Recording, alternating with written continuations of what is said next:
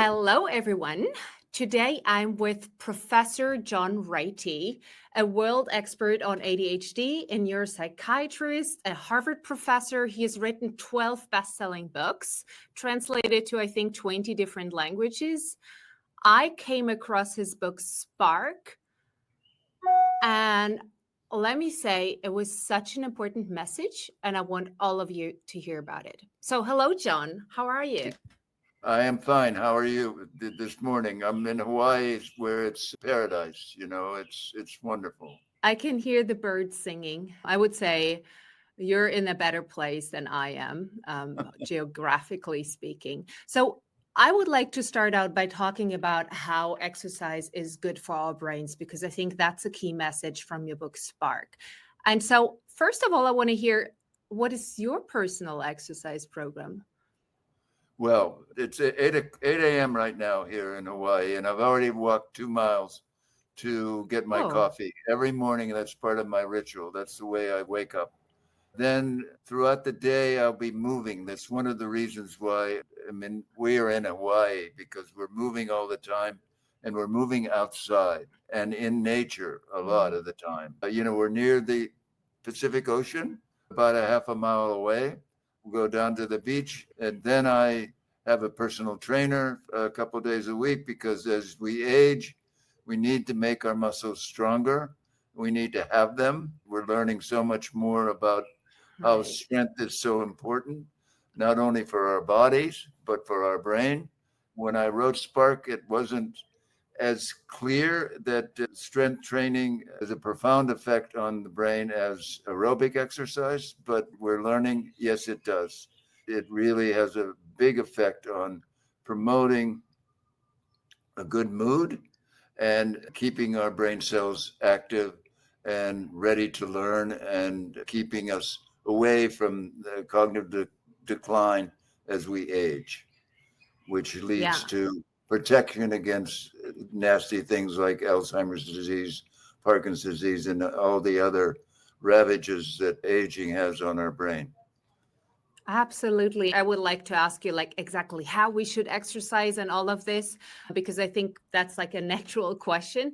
But first, I was so impressed in your book. You spoke about that school district in Naperville, Illinois, and how there was a very specific PE program at the school, and how not only the kids got fitter, but they also got much smarter. And I would like for you to speak on that. Yes. When people read the book, they all wanted to make their school system into Naperville. Right. Basically, it was a revolution of the PE program, the physical educators there who said, we have to change the way we're doing physical education and not just emphasize sport training, but to Mm-hmm. emphasize wellness and fitness for all the students. So they really changed PE so that every student was evaluated constantly, eventually with the polar monitors to see how Mm-hmm. many steps they were making. And that eventually led to making their grade based on how much time they were spending in cardiac training, making Mm-hmm. their hearts better and more fit. Well, this led to a very profound effect on weight. I became aware of them. They were on a big program on our NPR here, looking at our problem with our overweight adolescents around the world, around the Mm-hmm. country. We were about 33% at that point of overweight adolescents. They did this study in Naperville of 19,000 kids of their school district, and they were at 3% overweight, and not one obese child in their 7,500 kids in their high schools. So that was the impetus for awareness. But at the same time, the head PE teacher got on and was talking about all the things that they have done at Naperville. And one of the things that they mentioned was that 99% of the kids took the TIMSS test every 3 years that every country takes to see how we're doing in science and math. Well, usually the US is in the late teens somewhere, but they could take it as a country. All 19,000 kids were participating, And they came in number 1 in the world in science and number 6 in math. And this was astounding because usually the first 6 or 8 school districts or schools who were evaluated are in Asia and Finland, by the way. Finland is always up there for various reasons, but one of the reasons is that they really do a lot for fitness for all the kids every day. So again, a nice showing that if you have fit kids, you're going to have smart kids. And so that got me on an airplane, not just because of fitness, but for my world, looking at the brain and being a psychiatrist. I said, this is amazing. I have to see what's going on. I fell in love with the place. The PE teachers were like budding neuroscientists, because they were all reading my stuff because I was already talking about how exercise has such an effect on mood, on anxiety, on panic disorder, on addictions, on ADHD, as well as promoting protection against cognitive decline and Alzheimer's disease. So it was a natural fit and a natural love fest when I went there. And so that led to my research in putting together Spark.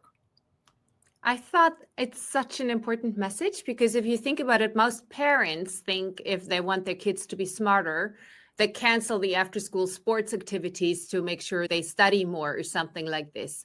And also, what I find very sad is that most kids love to move, but they hate PE class. I mean, some teachers make it exciting. Just the kids, they love sports, but they hate PE class. And I think that's so saddening. And what I loved in the book is there were so tangible and simple things that teachers could do. So for example, I love the idea of the personal best. Can you speak a little bit on that so people hear about that? I think, why is nobody doing this? Yeah, no. So the first thing they did, the PE teachers, was really they threw out the balls. Initially, as they were evolving their program, it was everyone moving all throughout their 45-minute period. So kids were running, they were doing calisthenics, they were playing small sport games. So instead of soccer being 9 on a side, there were 3 on a side. Basketball the same way, volleyball the same way, so that everybody was important and everybody was participating. And this led to more excitement amongst all the kids, not just the athletes. And that was a big change. All of a sudden, you were getting these kids that weren't athletic at all to do well in PE because they were encouraged. And then when they finally put on their polar watches to measure how much they actually were working, how their heart rate was going, and the grade was dependent on getting in your cardiac training zone, wow. So you had kids that were really out of shape, all of a sudden getting A's in PE. I mean, the discoordinated kids, especially the people that were forgotten for PE and sport, were now in shape, and then they could offer all kinds of activities that kids could pursue. So they were ready. They were ready to do that. I so agree with you because I'm thinking like everybody's talking about get more iPads into the schools or something like this. You could take that money and put it into exercise, in my opinion, more of that. And also the idea that every kid can do something. And then let's switch to a slightly different angle. But I love 2 things. The personal best, I mean, not just 2 things, but in particular. Yeah. So the personal best, so you compare yourself to yourself and not to others. I think that is a paradigm shift because everybody hates being compared to others, like unless you're the best, right?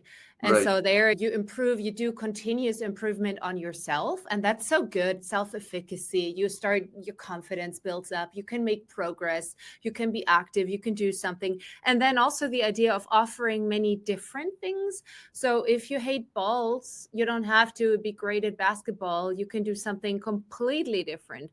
And so offering that range of motion instead of just enforcing one type of exercise on the kids. So I really thought a lot of people have to hear about this. Sure, that was a rich school district. Let's not ignore that. But still, I do think there's simple takeaways we can all take from this one.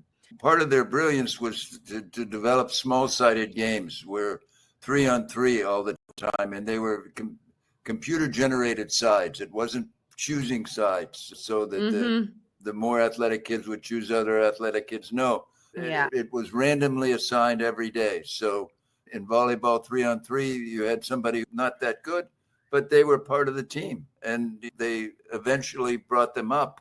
And so there was an incredible esprit de corps that developed over a couple decades at this school. And that was part of it. That was part of what the magic was. And the whole town is always now one of the places in the United States that voted, the best places to live, because, it's a vibrant community, or it had been. I'm not sure where it's at these days, but, things change all the time. Of course. Thank you so much. That was, I think, incredibly inspiring, both for people, because we got to hear about your exercise regime and how you really walk the talk.